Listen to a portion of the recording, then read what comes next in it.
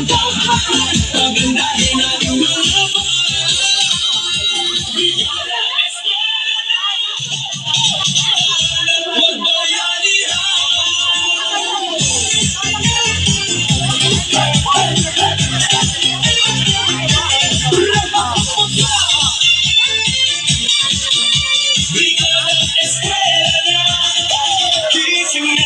bumangon na maaga, halika na, tayo'y magsama-sama.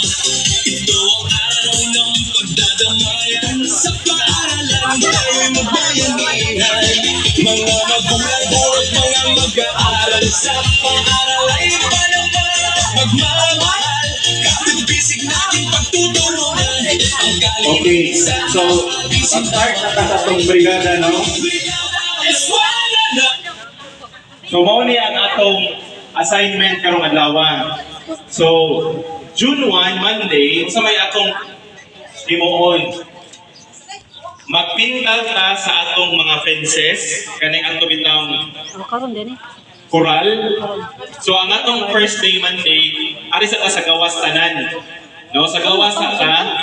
So magpintal ta sa atong coral, poste, kanang poste bitaw, and then gate o ang covered walk. So muna siya ang atong unahon. So sa June 2, ini ka second day, magpadadyon ta kay di man jud mahuman karon mas kaming maadyo. Magpadadyon gihapon ta kintal sa gawas.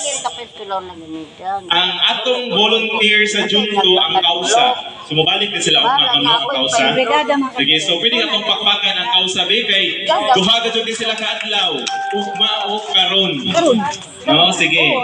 Then sa June 3, mobalik ang mga kindergarten parents, magsugod na ta sa atong pintal sa sud sa atong classroom. So, classroom and chairs ang pintalan. Ang room ug ang lingkuranan. Then June 4, Thursday, mobalik ang grade 1 parents. Kay magpadadyon gihapon ta sa room o sa chairs. Sa June 5, mubalik ang grade 2 parents. Okay? Grade 2, grade 3 na siguro ni ma'am. Mamayon sa Friday. Grade 2 and grade 3. Parents.